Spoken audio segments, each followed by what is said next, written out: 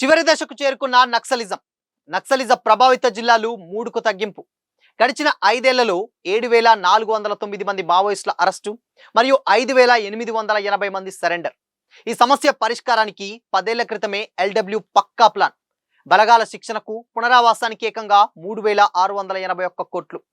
మావోయిస్టుల ఆర్థిక వనరు దెబ్బతీయడానికి కేంద్రం స్పెషల్ ఫోకస్.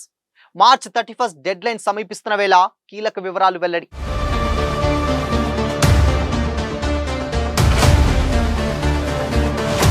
నమస్తే, welcome to Disha TV. Naxalism చివరి దశకు వచ్చినట్లు మరియు మావోయిస్టు ప్రభావిత జిల్లాలు నేడు కేవలం 3 ఉన్నట్లు కేంద్ర ప్రభుత్వం వెల్లడించింది. ఈ సంవత్సరం 364 మంది నక్సలైట్లు ఎన్కౌంటర్ అయ్యారని, మరో 1022 మంది అరెస్ట్ అయ్యారని కేంద్రం వివరించింది.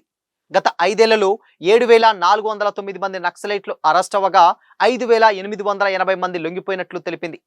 కేంద్ర హోంశాఖ మంత్రి అమిత్ షా నక్సలిజం అంతానికి ప్రకటించిన మార్చ్ 31 డెడ్ లైన్ లో మరో 2 నెలలు ముగియనున్నటువంటి నేపథ్యంలో కేంద్ర ప్రభుత్వం తాజా వివరాలు వెల్లడించింది.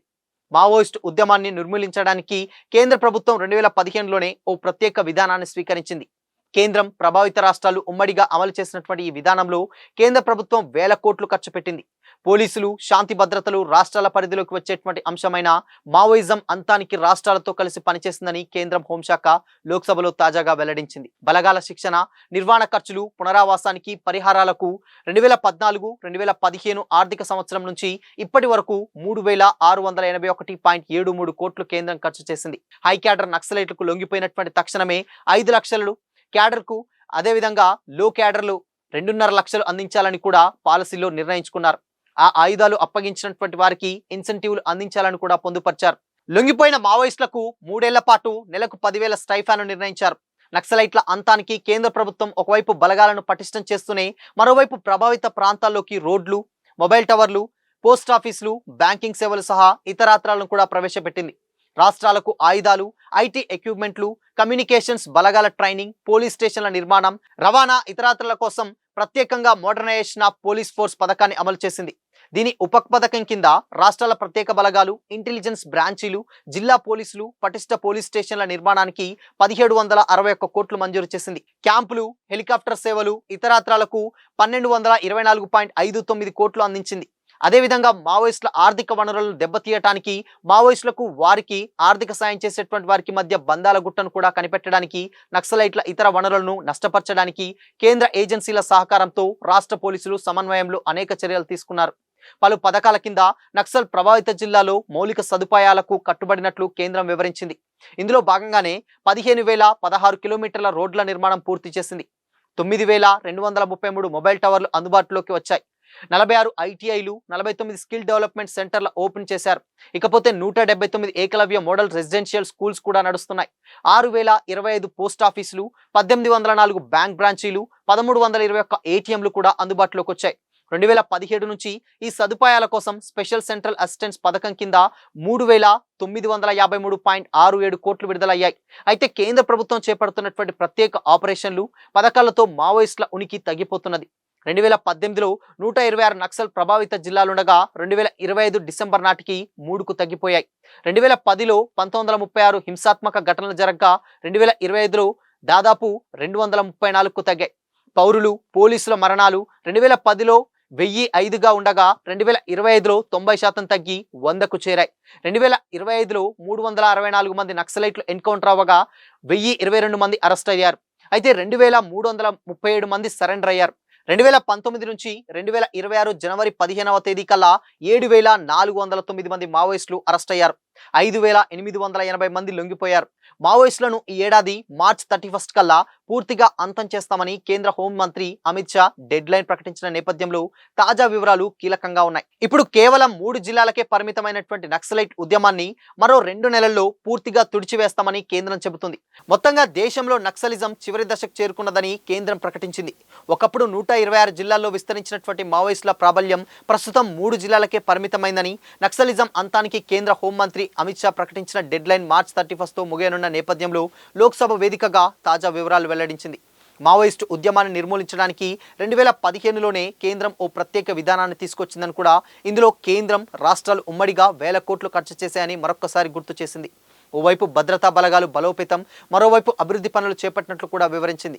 కేంద్ర విధానాలతో గత 5 ఏళ్లలో 5,880 మంది మావోయిస్టులు లొంగిపోగా 7,409 మంది అరెస్ట్ అయ్యారని, ఒకే ఒక్క సంవత్సరంలోనే 364 మంది ఎన్కౌంటర్లో మరణించినట్లు కేంద్ర హోంశాఖ మంత్రి తెలిపారు. అయితే మరో 2 నెలల్లో నక్సలైట్ ఉద్యమాన్ని పూర్తిగా తుడిచేస్తామని కూడా కేంద్రం చెబుతుంది.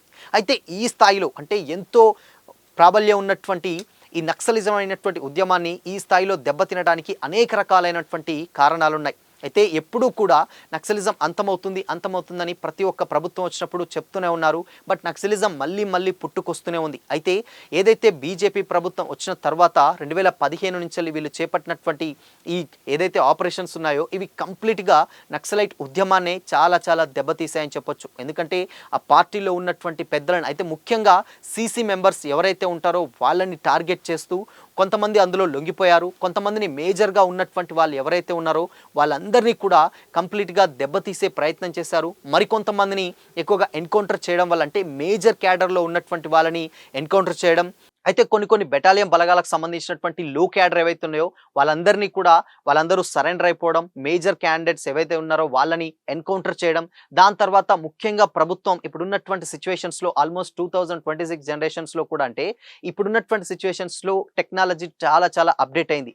ఈ టెక్నాలజీని కంప్లీట్గా వినియోగించుకోవడంలో ప్రభుత్వం పూర్తిగా సక్సెస్ అయిందనే చెప్పాలి. ఎందుకంటే ఇప్పుడున్న డ్రోన్స్ల సహాయంతో కావచ్చు, లేకపోతే ఎక్విప్మెంట్స్ కావచ్చు, సిస్టమ్స్ ద్వారా కావచ్చు, కంప్యూటర్ల ద్వారా ఇలా ఉన్నటువంటి స్థావరాలను చాలా తేలికగా వాళ్ళని కనిపెట్టి వాళ్ళని ఎన్కౌంటర్ చేయడమా, లేకపోతే సరెండర్ చేయడం, ఇలాంటి అంటే అరెస్ట్ చేయడమా, ఇలాంటివి చేస్తున్నారు. వీళ్ళ టైంలో అంటే అరెస్ట్ అవుతున్నటువంటి సిచ్యువేషన్స్లో మళ్ళీ కొంతమంది ఏదైతే లో క్యాడర్ ఉందో వాళ్ళు కూడా ఇక మనం ముందుకు వెళ్ళలేమో అన్నటువంటి డౌట్ తోటి డెఫినెట్గా వాళ్ళు కూడా చాలా మంది లొంగిపోవడం లాంటివి కూడా చేశారు.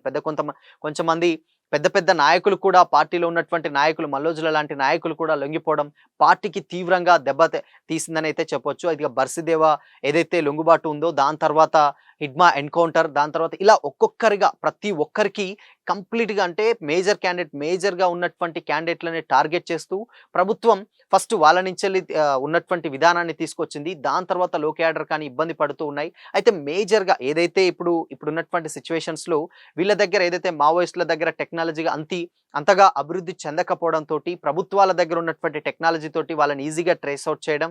అండ్ వాళ్ళు కూడా మేజర్గా నక్సలైట్స్ ఎవరైతే ఉన్నారో వాళ్ళు ఫోన్స్ ఇప్పుడున్నటువంటి సిచ్యువేషన్స్లో స్మార్ట్ ఫోన్స్ ఎక్కువగా యూస్ చేస్తున్నారు. ఆ స్మార్ట్ ఫోన్స్ ద్వారా కూడా అంటే టెక్నాలజీని ఇక్కడ నక్సలిజం సంబంధించిన వ్యక్తులు కూడా యూజ్ చేయడం, దానికి అనుగుణంగా వాళ్ళని పట్టుకోవడానికి చాలా ఈజీగా దొరకడం లాంటి సిచ్యువేషన్స్ కూడా మనం చూస్తున్నాం. సో అందుకోసమనే ఏదైతే దాదాపు 2015 నుంచి ప్రవేశపెట్టినటువంటి ఈ నక్సలిజం నిర్మూలనాన్ని కంప్లీట్గా బీజేపీ ప్రభుత్వం వచ్చిన తర్వాత ఇప్పుడు ఒక 3 జిల్లాలకు మాత్రమే పరిమితమైంది. సో ఇంకా ముందు కూడా ఇప్పుడు ఆ 3 జిల్లాలను కూడా కంప్లీట్గా ఉండనివ్వకుండా నక్సలిజ రహిత దేశంగా మారుస్తామంటూ కూడా బీజేపీ ప్రభుత్వం అయితే వాళ్ళు పలు సందర్భాల్లో అయితే చెప్తున్నారు. మేజర్గా ఏంటంటే ఇక్కడ టెక్నాలజీ ఎక్కువగా అప్డేట్ చేసినటువంటి సిచ్యువేషన్స్లో వాళ్ళని ట్రేస్ అవుట్ చేయడం, వాళ్ళని పట్టుకోవడంలో టెక్నాలజీ కీలక పాత్ర పోసిందని అయితే చెప్పొచ్చు. ఇక అప్డేట్ అయినటువంటి వెపన్స్ కావచ్చు అవన్నీ కూడా ప్రభుత్వాల దగ్గర ఉండటం, అక్కడ మావోయిస్టుల దగ్గర ఎప్పటో అంటే కొంచెం ఓల్డ్ ఉన్నటువంటి తుపాకులు కానీ లేకపోతే మిగతా వాళ్ళు ఉండడం వల్ల కూడా వాళ్ళు ప్రభుత్వాలతోటి యుద్ధం చేయడం కొంచెం కష్టతరమైనటువంటి సాధ్యంగా ఉంది. ఇక ఉన్నటువంటి లీడర్స్ కూడా వాళ్ళు ఎవరైతే ఉన్నారో వాళ్ళు కూడా కొంతమంది లొంగిపోవడం, దాని తర్వాత ఎన్కౌంటర్స్, దాని తర్వాత లొంగుబాటు చర్యలు ఇవన్నీ కూడా. అండ్ దానికి తోడు ఇప్పుడున్నటువంటి సిచ్యువేషన్స్లో ఉద్యమంలో ఉంటే పెద్దగా యూజ్ ఏమి ఉంటుందన్నట్టు లోపలనే కొంచెం అంతర్గత యుద్ధాలు కూడా జరిగినట్లయితే తెలుస్తున్నాయి. దాని కారణంగానే కొంతమంది ఎవరైతే ఉన్నారో పార్టీలోకి అంటే ఉద్యమంలోకి వెళ్ళినటువంటి వాళ్ళు మళ్ళీ బయటకు వస్తే జనజీవన స్రవంతిలో కలిస్తే హ్యాపీగా బ్రతకొచ్చు. అండ్ దానికి తోడు ప్రభుత్వం కూడా ఎంతో కొంత ఆర్థిక సహాయం చేస్తుంది, పనులు కల్పిస్తుంది, ఉపాధి కల్పిస్తుంది. సో అందుకోసమనే బయటికి వెళ్ళి ప్రజా ఉద్యమాల్లో పనిచేద్దామని కూడా మరికొంతమంది నుంచి వెళ్ళి ఆ మాటలు వినిపించడం, దానికి తోడు వీళ్ళ ఎన్కౌంటర్స్ కానీ లొంగుబాట్లు ఇవన్నీ కూడా అంటే రకరకాలైనటువంటి విస్తృత చర్యలు ఏదైతే ఉన్నాయో అవన్నీ కూడా ఒక దాటి మీదకి వచ్చి ఇక ఇప్పుడు నక్సలిజం చాలా మంది నక్సలైట్స్ కూడా లొంగిపోయేటువంటి సిచ్యువేషన్స్ కూడా మనకు కనిపిస్తా ఉన్నాయి. సో అందులో భాగంగానే ఇప్పుడు ప్రభుత్వాలు కూడా టెక్నాలజీ పెరిగింది. ఇక్కడ వీళ్ళకు కూడా ఏదైతే నక్సలైట్స్ ఉంటారో వాళ్ళు ప్రజా ఉద్యమాల్లో పాల్గొంటేనే బెటర్ అని వాళ్ళకు ఒక ఒపీనియన్ రావడం, ఇక్కడ టెక్నాలజీ పెరిగి ప్రభుత్వాలు వాళ్ళని పట్టుకోవడం ఈజీ అవ్వడం. సో ఇవన్నీ కూడా మావోయిజం ఉద్యమానికి కొంచెం దెబ్బతీసేటువంటి ప్రయత్నంగా అయితే తెలుస్తుంది. ఇంకొక మార్చ్ 31 డెడ్‌లైన్ అని కూడా కేంద్ర ప్రభుత్వం చెప్పింది. మరి దీన్ని ఇన్ కేస్ ముందు ముందు మరికొంతమంది నక్సలైట్స్ ఏమన్నా పుట్టుకొస్తారా? లేదంటే కంప్లీట్‌గా నక్సలిజ రహిత దేశంగా భారతదేశం ఉంటుందా అనేది తెలియాలంటే మాత్రం మరికొద్ది రోజులైతే మనం వెయిట్ చేయాల్సిందే. బట్ ఏదేమైనప్పటికీ కూడా చివరి దశలోకి నక్సలిజం ఉందనడం మాటంలో ఎలాంటి డౌట్ అయితే లేదని కూడా కొంతమంది విశ్లేషకులు అయితే భావిస్తున్నారు. సో మరి నిజంగానే నక్సలిజం చివరి దశలో ఉందా? ఉంటే మీ ఒపీనియన్ ఏంటి? కామెంట్ చేసి చెప్పండి.